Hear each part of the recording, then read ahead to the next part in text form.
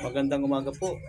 Ito po ulit si Birds dito sa aking maliit na rabitan o yung aking backyard rabbitry. So ngayong umaga po, pag-usapan po natin yung isa sa mga ah, ginagamit ko pong alternative na pagkain po sa aking mga alagang rabbit. So ito po yung ah, isa sa mga magandang source ng protein. So base po doon sa mga pag-aaral, ito po ay napakaganda sa ating mga hayop. So especially po sa akin po, ginagamit ko po ito sa aking mga alagang pato, sa manok, then dito sa rabbit. So ang halaman pong ito, ang binomial names niya po ay tinatawag na Trichantera gigante or gigantea. Trichantera gigantea. Yun sa pronunciation po, ganun. So, yun po yung binomial names niya. So, ito pong halaman na ito, itong tinatawag sa or yung common name na tinatawag po sa kanya ay Madre de Agua. So, ito po siya. So, kaninang umaga ko po siya pinitas. So, dinrate ko ng konti para po mawala po yung sobrang moist niya kasi masyado siyang sariwa. So pinapakain ko po dito yung sariwang talbos ng po niya. Sinasama ko na yung mga stem. So ito pong halaman na ito ay base po sa pag-aaral. Meron din po itong health benefits para po sa tao. Like po dun sa nagpapadidi na bagong panganak na nanay. So yung stem po niya na kulay green. So ito po yung kinukuha, nilalaga. So base po sa pag-aaral ay ito ay merong lactogenic. Lactogenic po is nag-trigger po siya or nagpapaganda po ng papadami ng gatas ng mammary gland. So yun po, masyadong malalim po. Pero yun po, base po dun sa aking nababasa po pagdating sa ganito. So ito po yung papakain natin ngayong umaga. So ngayon po mga 11 o'clock na po siya. So yung mga rabbit po natin ay medyo init na init. So lalo po yung aking mga baby kids, baby rabbit. So medyo nag-aabot po sila ng medyo mainit po. Kasi kanina umaga po ay kumakain na po sila ng feed. So papakainin naman natin sila ng dahon ngayon. So para magkaroon po sila ng source ng calcium. So may calcium po ito.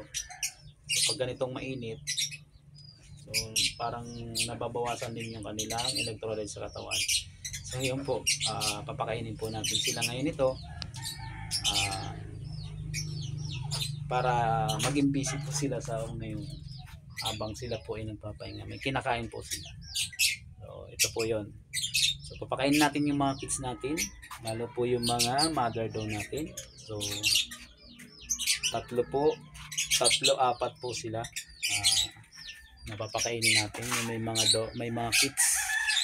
So unahin po natin yung nakahiwalay natin na kids. Ito po yung hiniwalay ko kasi hindi po gusto ng nanay na sila ay kasama dun sa kulungan. So hindi po sanay yung nanay kasi hiniwalay po natin sila nung maliit pa sila kasi medyo matapang po yung nanay. So ayaw niya magpadidi. So ang ginawa po natin dito ay force feeding po natin sila o pinadidi po natin ng persahan do sa nanay. So inaawakan po natin yung nanay para makadidi po yung mga kids. So sila po yung una natin papakainin. So gustong gusto na po nila to. So yung mga ano po mga unang araw po na pinakain ko sila, gustong gusto po nila ito. So yan po. So gagawin lang po natin, sasabit lang po natin dito para hindi po siya nakalakpak dun sa so yan, sabit lang po natin.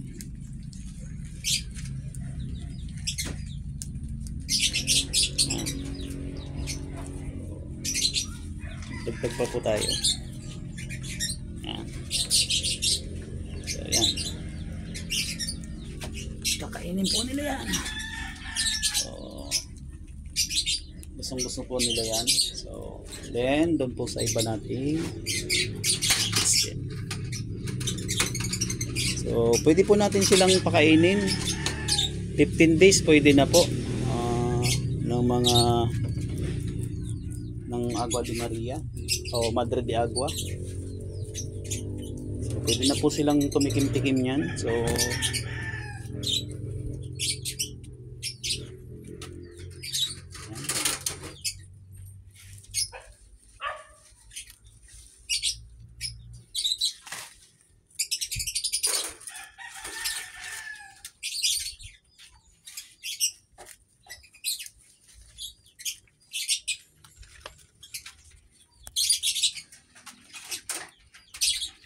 ayan.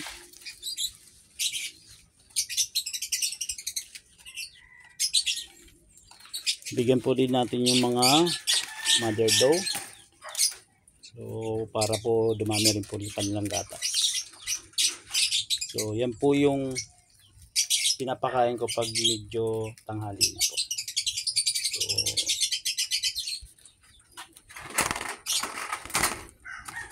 bibigyan po natin unang-una po yung mga may tips. So, then yung mga mother doe.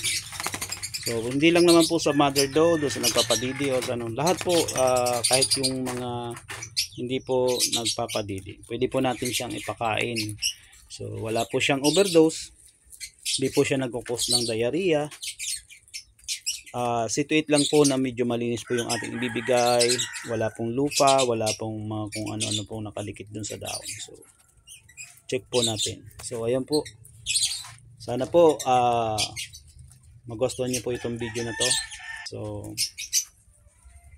salamat po sa lahat po ng makakapanood nito. Sana po meron po kayong natutunan. Ito po si Ferds, nagsasabing peace!